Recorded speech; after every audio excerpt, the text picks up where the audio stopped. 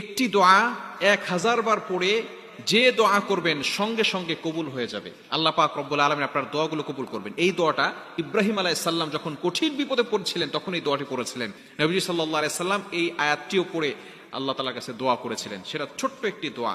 এই দোয়াটা যদি আপনি 1000 বার পড়তে পারেন, 1000 বার পড়ে যদি আল্লাহর কাছে দোয়া করতে পারেন, আল্লাহ তাআলা আপনার দোয়াগুলো অ্যাকসেপ্ট করে নেবেন, কবুল করে নেবেন। সূরা আনআমের 173 নম্বর আয়াতের একটি অংশ, হাসবুনাল্লাহু ওয়া নি'মাল ওয়াকিল, এতটুকু, আমার আল্লাহ আমার জন্য যথেষ্ট।